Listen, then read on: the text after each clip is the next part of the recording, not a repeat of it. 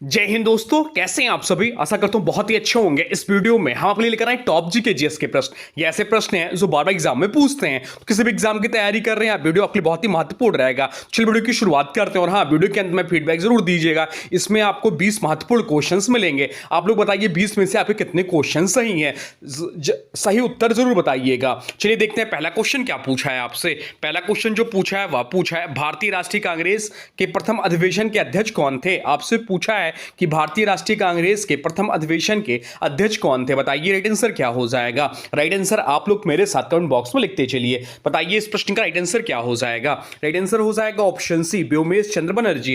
व्योमेश चंद्र बनर्जी इस प्रश्न का राइट आंसर हो जाएगा। ऑप्शन सी इस प्रश्न का राइट आंसर हो जाएगा। कांग्रेस का पहला अधिवेशन मुंबई के गोकुलदास तेजपाल संस्कृत कॉलेज में हुआ था। एवो ह्यूम को भारतीय राष्ट्रीय कांग्रेस का संस्थापक माना जाता है। बदरुद्दीन तैयब जी, यह भी नाम ध्यान रखिए, बदरुद्दीन तैयब जी कांग्रेस के पहले मुस्लिम अध्यक्ष थे। 1887 मद्रास अधिवेशन में। कांग्रेस की स्थापना के समय भारत के वायसराय कौन थे, यह भी एग्जाम में क्वेश्चन बनता है। तो लॉर्ड डफरिन थे। दादा भाई नौरोजी को grand old man of India कहा जाता है कि 3 बार अध्यक्ष बने, जो कि ऑप्शन में दिया हुआ है। अब चलते हैं अगले प्रश्न को देखते हैं। अगला प्रश्न क्या पूछा है आपसे। अगला प्रश्न जो पूछा है वह पूछा है भारतीय संविधान के किस अनुच्छेद के तहत। आपसे पूछा कि भारतीय संविधान के किस अनुच्छेद के तहत वित्त आयोग के गठन होता है। आपसे पूछा कि भारतीय संविधान के किस अनुच्छेद के तहत वित्त आयोग का गठन होता है। बताइए राइट आंसर क्या हो जाएगा। राइट आंसर हो जाएगा ऑप्शन सी, अनुच्छेद 280 इस प्रश्न का राइट आंसर हो जाएगा। वित्त आयोग का गठन भारत के राष्ट्रपति द्वारा प्रत्येक 5 वर्ष में किया जाता है। केसी नियोगी भारत के पहले वित्त आयोग के अध्यक्ष थे। वित्त आयोग का मुख्य कार्य केंद्र और राज्यों के बीच करों के वितरण की सिफारिश करना है। अनुच्छेद 324 जो दिया है विकल्प में, अनुच्छेद 324 निर्वाचन आयोग से संबंधित है। अनुच्छेद 315 जो है वह संघ लोक सेवा आयोग के गठन से का प्रावधान करता है। चलते हैं अगले प्रश्न की ओर, देखते हैं अगला प्रश्न क्या पूछा है आपसे। अगला प्रश्न जो पूछा है वह पूछा है भारतीय संविधान के किस भाग को भारत का मैग्ना कार्टा कहा जाता है। इंपॉर्टेंट प्रश्न है यह। आपसे पूछा कि भारतीय संविधान के किस भाग को भारत का मैग्ना कार्टा कहा जाता है। बताइए राइट आंसर क्या हो जाएगा। तो इस प्रश्न का जो राइट आंसर हो जाएगा वो हो जाएगा ऑप्शन बी, मौलिक अधिकार। ऑप्शन 20 प्रश्न का राइट आंसर हो जाएगा। भाग 3 मौलिक अधिकार। भाग 3 में अनुच्छेद 12 से 35 तक मौलिक अधिकारों का वर्णन किया जाता है। मौलिक अधिकारों की अवधारणा अमेरिका के संविधान से ली गई है। मूल संविधान में 7 मौलिक अधिकार थे, लेकिन 44वें संशोधन 1978 द्वारा संपत्ति के अधिकार को हटा दिया गया। मैग्ना कार्टा शब्द की उत्पत्ति ब्रिटेन से हुई, जब राजा जॉन ने समानता कुछ अधिकार दिए। अनुच्छेद 32 संवैधानिक उपचारों का अधिकार को डॉक्टर अंबेडकर ने संविधान की आत्मा कहा था। अब चलते हैं अगले प्रश्न को देखते हैं। अगला प्रश्न क्या पूछा है आपसे। अगला प्रश्न जो पूछा है वह पूछा है समुद्र के भीतर डूबी हुई वस्तुओं या चट्टानों का पता लगाने के लिए किस तकनीक का उपयोग होता है। आपसे पूछा कि समुद्र के भीतर डूबी हुई वस्तुओं या चट्टानों का पता लगाने के लिए किस तकनीक का उपयोग क्यों होता है। बताइए इस प्रश्न का राइट आंसर क्या हो जाएगा। तो राइट आंसर जो हो जाएगा वो हो जाएगा ऑप्शन बी, सोनार इस प्रश्न का राइट आंसर हो जाएगा। सोनार का पूर्ण रूप है साउंड नेविगेशन एंड रैंगिंग होता है।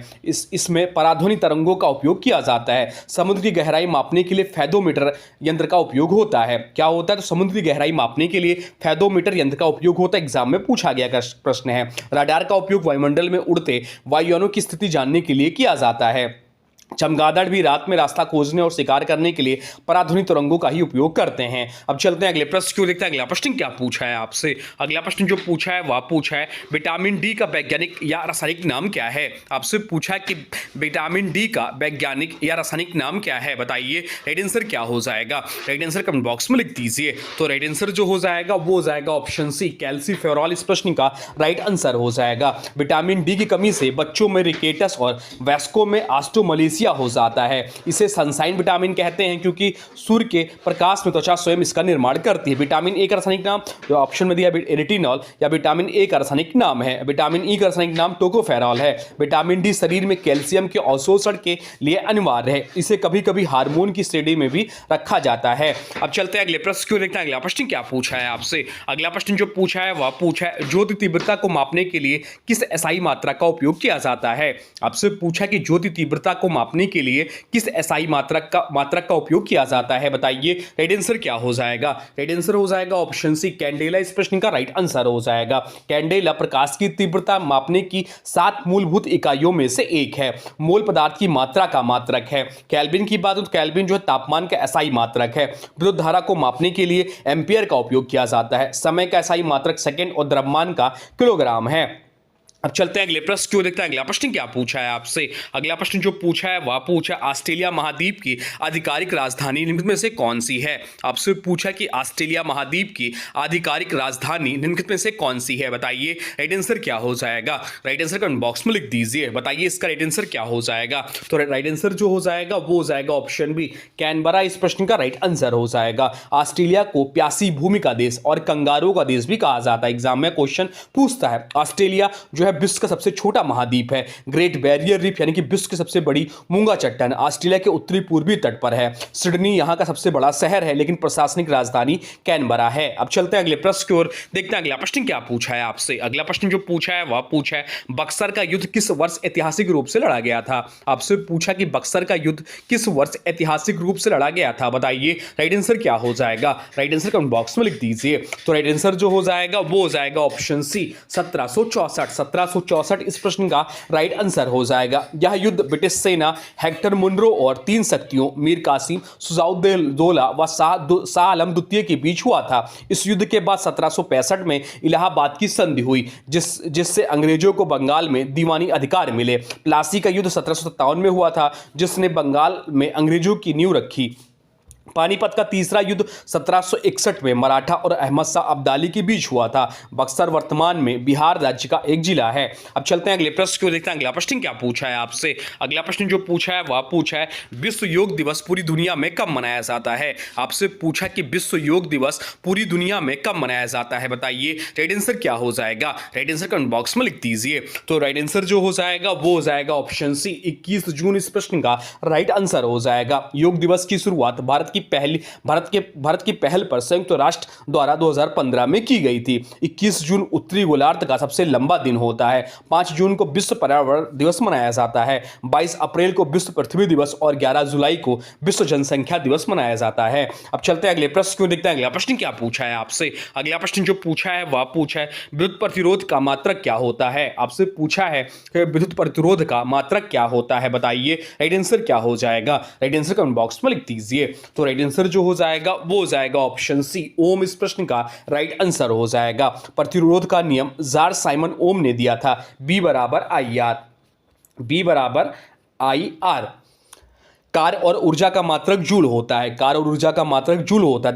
दबाव मापने के लिए पास्कल इकाई का प्रयोग होता है। चालकता का मात्रक सीमेंस या महो होता है। अब चलते हैं अगले प्रश्न को, देखते हैं अगला प्रश्न क्या पूछा है आपसे। अगला प्रश्न जो पूछा है वह पूछा है भारत के किसी भी राज्य की पहली महिला राज्यपाल होने का गौरव किसे प्राप्त है? आपसे पूछा है कि भारत के किसी भी राज्य की पहली महिला राज्यपाल होने का गौरव किसे प्राप्त है? बताइए राइट आंसर क्या हो जाएगा? राइट आंसर कमेंट बॉक्स में लिख दीजिए। तो राइट आंसर जो हो जाएगा वो हो जाएगा ऑप्शन सी सरोजिनी नायडू। इस प्रश्न का राइट आंसर हो जाएगा। सरोजिनी नायडू उत्तर प्रदेश की पहली महिला राज्यपाल बनी थी। उन्हें नाइटिंगेल ऑफ इंडिया यानी कि भारत कोकिला के नाम से भी जाना जाता है। वह 1925 में कांग्रेस के कानपुर अधिवेशन की अध्यक्ष बनी थी। प्रथम महिला अध्यक्ष। सुचिता कृपलानी भारत की पहली महिला मुख्यमंत्री थी। अब चलते हैं अगले प्रश्न को, देखते हैं अगला प्रश्न क्या पूछा है आपसे।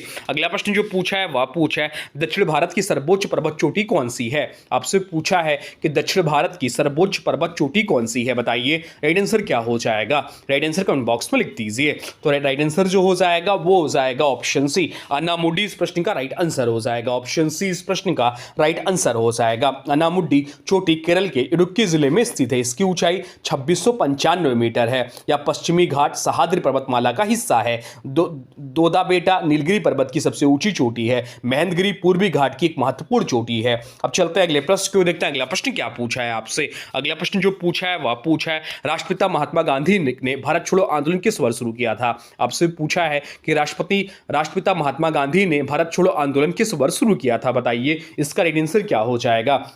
राइट आंसर कमेंट बॉक्स में लिख दीजिए। तो राइट आंसर जो हो जाएगा वो हो जाएगा ऑप्शन सी 1942। इसी आंदोलन के दौरान गांधी जी ने करो या मरो का नारा दिया था। यह आंदोलन 8 अगस्त 1942 को बॉम्बे के ग्वालियर टैंक मैदान से शुरू हुआ था। इसे अगस्त क्रांति के नाम से भी जाना जाता है। औड़ा आसफ अली ने इस आंदोलन के दौरान तिरंगा फहराकर महत्वपूर्ण भूमिका निभाई थी। अब चलते हैं अगले प्रश्न को देखते हैं। अगला प्रश्न क्या पूछा है आपसे। अगला प्रश्न जो पूछा है वह पूछा है संविधान का कौन सा अनुच्छेद अस्पृश्यता के अंत की व्याख्या करता है। आपसे पूछा है कि संविधान का कौन सा अनुच्छेद अस्पृश्यता के अंत की व्याख्या करता है। बताइए राइट आंसर क्या हो जाएगा। राइट आंसर कमेंट बॉक्स में लिख दीजिए। तो राइट आंसर जो हो जाएगा वो हो जाएगा ऑप्शन सी अनुच्छेद 17 इस प्रश्न का राइट आंसर हो जाएगा। अनुच्छेद 17 छुआछूत का निषेध करता है और इसे दंडनीय अपराध बनाता है।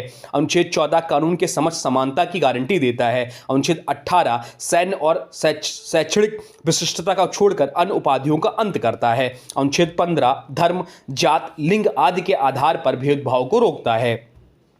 अब चलते हैं अगले प्रश्न क्यों देखते हैं। अगला प्रश्न क्या पूछा है आपसे। अगला प्रश्न जो पूछा है वह पूछा है विश्व का सबसे छोटा महाद्वीप कौन सा है। आपसे पूछा है कि विश्व का सबसे छोटा महाद्वीप कौन सा है। बताइए राइट आंसर क्या हो जाएगा। अभी इसको हम लोग ऊपर डिस्कस भी किया तो यह प्रश्न आपका गलत नहीं होना चाहिए। बताइए इसका राइट आंसर क्या हो जाएगा। तो राइट आंसर जो हो जाएगा वो हो जाएगा ऑप्शन सी ऑस्ट्रेलिया महाद्वीप इस प्रश्न का राइट आंसर हो जाएगा। ऑस्ट्रेलिया को द्वीपीय महाद्वीप भी कहा जाता है क्योंकि यह चारों ओर से पानी से घिरा है। विश्व का सबसे बड़ा महाद्वीप कौन सा है। तो विश्व का सबसे बड़ा महाद्वीप जो एशिया महाद्वीप है।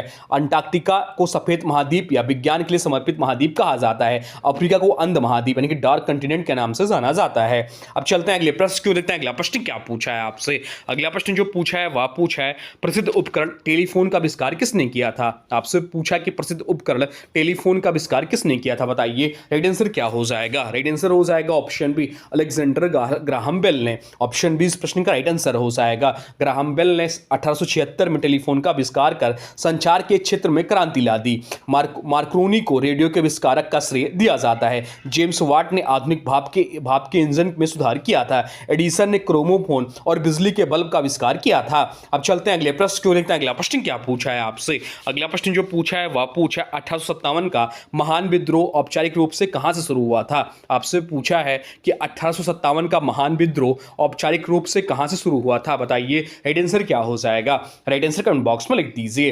तो राइट आंसर जो हो जाएगा वो हो जाएगा ऑप्शन सी मेरठ इस प्रश्न का राइट आंसर हो जाएगा। इस विद्रोह को भारत का प्रथम स्वतंत्रता संग्राम कहा जाता है। विद्रोह की शुरुआत 10 मई 1857 को मेरठ छावनी से सैनिकों द्वारा हुई थी। मंगल पांडे ने बैरकपुर बंगाल में चर्बी वाले कारतूसों के विरोध में पहली गोली चलाई थी। उस समय भारत के मुगल सम्राट बहादुर शाह जफर द्वितीय थे। अब चलते हैं अगले प्रश्न क्यों देखते हैं। अगला प्रश्न क्या पूछा है आपसे। अगला प्रश्न जो पूछा है वह पूछा है मानव शरीर में लाल रक्त कोशिकाओं का प्राथमिक कार्य क्या है।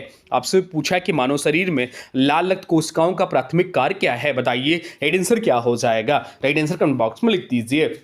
तो राइट आंसर जो हो जाएगा वो हो जाएगा ऑप्शन बी ऑक्सीजन का परिवहन करना। ऑप्शन बी इस प्रश्न का राइट आंसर हो जाएगा। आरबीसी में हीमोग्लोबिन नामक प्रोटीन होता है जो ऑक्सीजन को बांधकर फेफड़ों से अंगों तक ले जाता है। आरबीसी का निर्माण अस्थिमज्जा में होता है। इसका जीवन काल लगभग 120 दिन का होता है। पलीहा को आरबीसी का कब्रिस्तान कहा जाता है। श्वेत रक्त कोशिकाएं शरीर की रक्षा प्रणाली यानी कि इम्यूनिटी का हिस्सा होती हैं। अब चलते हैं अगले प्रश्न क्यों देखते हैं। अगला प्रश्न क्या पूछा है आपसे। अगला प्रश्न जो पूछा है वह पूछा है घरों में इस्तेमाल होने वाले साधारण विद्युत बल्बों के भीतर कौन सी गैस भरी जाती है। आपसे पूछा कि घरों में इस्तेमाल होने वाले साधारण विद्युत बल्बों के भीतर कौन सी गैस भरी जाती है। बताइए राइट आंसर क्या हो जाएगा। राइट आंसर जो हो जाएगा वो हो जाएगा ऑप्शन सी आर्गन इस प्रश्न का राइट आंसर हो जाएगा। बल्ब के फिलामेंट यानी कि बल्ब के फिलामेंट टंगस्टन को ऑक्सीकरण से बचाने के लिए निष्क्रिय गैस भरी जाती है। बल्ब का आविष्कार थॉमस अल्वा एडिसन ने किया था। टंगस्टन का गलनांक जो है बहुत उच्च लगभग 3400 डिग्री सेल्सियस होता है। गोताखोर सांस लेने के लिए ऑक्सीजन के साथ हीलियम गैस का मिश्रण ले जाते हैं।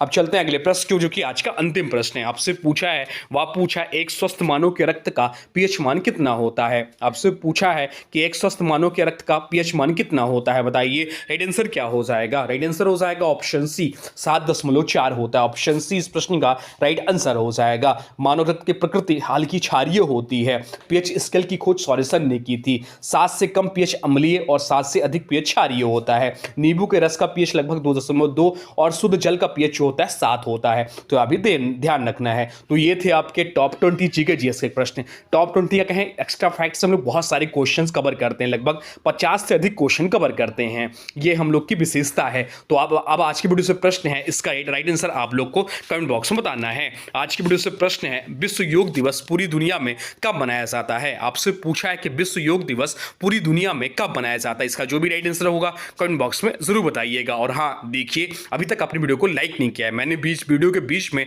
ये आपसे नहीं बोला है, तो आप लोग का काम बनता है कि आप लोग प्लीज वीडियो को लाइक कर दिया करिए और चैनल पे नए चैनल को सब्सक्राइब भी कर लिया करिए। तो चलिए मिलते हैं एक नए वीडियो में, तब तक के लिए thanks for watching railway exam target. For more update please subscribe railway exam target channel को। जय हिंद, वंदे मातरम।